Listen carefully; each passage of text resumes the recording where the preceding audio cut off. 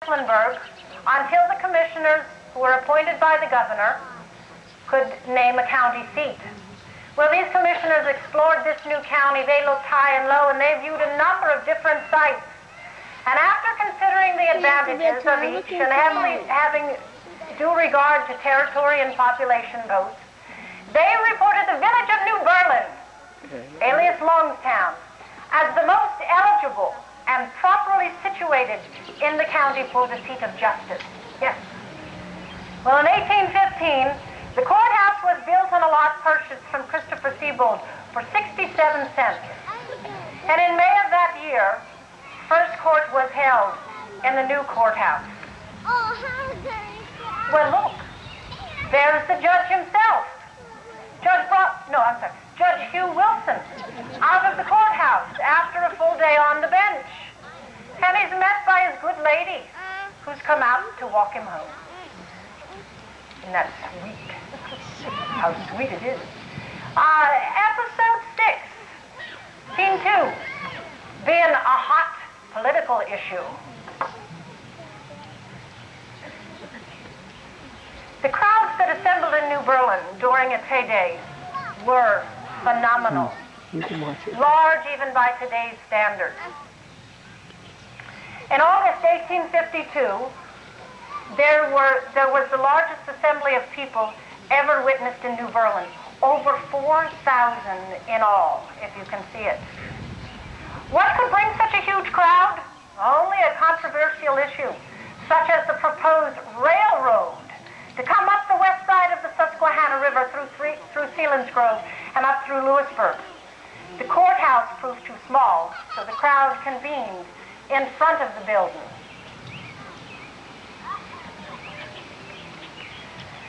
There they come, all 4,000 of them. I hope you have good imaginations. I've been counting on that.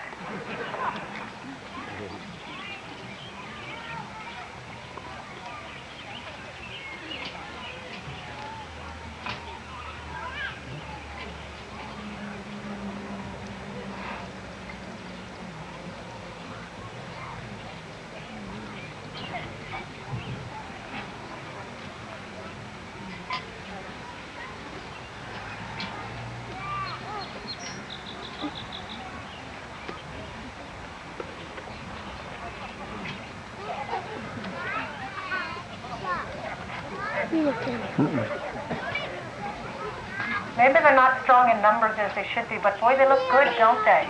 All decked out. Now, of course, with an issue of this magnitude, the politicians have to get involved. One of the stories surrounding this issue tells of the speaker, Nern Middlesworth, as he attempted to speak from a nearby wagon to persuade the folks to his way of thinking. Ladies, gentlemen, forward-looking citizens of the County of Union, I once again come before you and ask your kind and considerate attention. In my God-given 69 years, you have called upon me often to serve you in positions of public trust and authority. As your representative and your senator in this great Commonwealth Assembly of the people, I have freely given out a sworn duty and devotion. And when needed by this young and fledgling nation, I responded to that call, and I ably led as captain 2 companies in the Great War of 1812. And no doubt you are aware that twice in my tenure in this State House, I have been selected to follow in the footsteps of Franklin of Philadelphia, mind you, and serve as the Speaker of that noble body.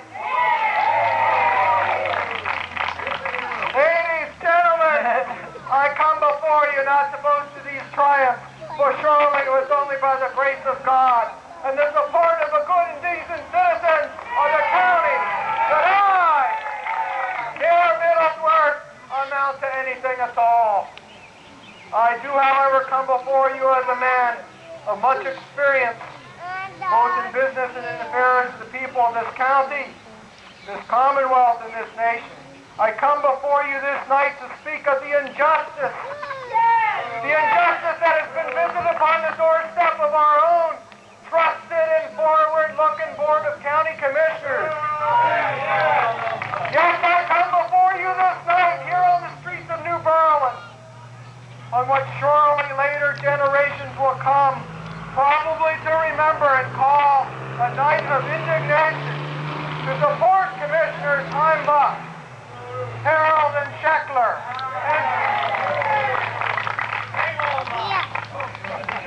support the Commissioners and support their decision to thrust this county into the heart of the Industrial Revolution sweeping across this whole land. Yes, Nair Middlesworth stands squarely and proudly behind the railroad bond issue to bring the Susquehanna Railroad to the western shore of Union County. Because our commissioners and our improvement men have done us well. Gentlemen, ladies, good citizens, don't be duped. Do not be taken in by the self-serving cries of indignation in the opponents of this bond subscription. These scheming culprits of self-interest, mind you, they seek only to promote their own community, Lewisburg, Middleburg, their own financial well-being, and Became violent. The opposing party, those against the railroad, seized the wagon and started for Penn's Creek. Middlesworth was rescued by his party, and his speech, as every good politician would do, was delivered from another wagon. The mob has shown their true colors. Shall we be a county of law and order, or shall we be ruled by such reckless abandon? Support the rail bond issue, support the leadership of the commissioners, and support the efforts of the improvement men to bring the railroad to the county. Thank you, and God bless the forward-thinking citizens of Union County.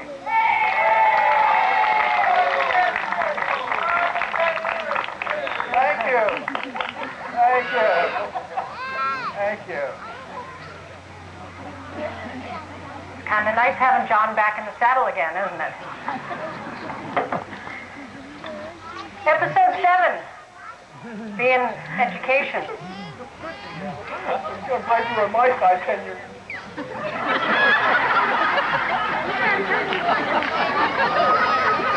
We've got to have music now. They have to get that. Oh.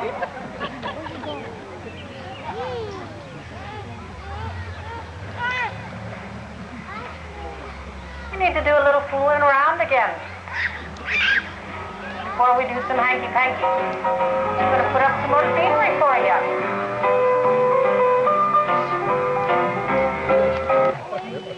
Education was very important to our forefathers.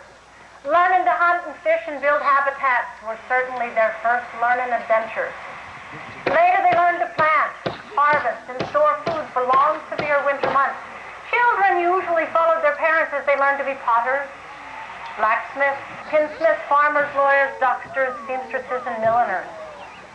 New Berlin's most important step in education was certainly the founding of Union Seminary in 1854 by the Evangelical Association. It was decided the conference would establish this institution if the $15,000 could be secured by subscription. New Berlin was selected, and because it was the center of the Evangelical Association for so many years, and also the fact that the removal of the courthouse, yes, the removal of the courthouse to Lewisburg from New Berlin in 1855 left a huge void, but it was quickly filled with the building of this educational facility. Money was raised quickly. Trustees bought lots on the north side of New Berlin at Plum Street, totaling 6 acres from Isaac Slenker for $700 and Dr. Joseph Lotz for $800. Seminary was officially opened April 3, 1856, and excitement filled the air. Announcements were sent out with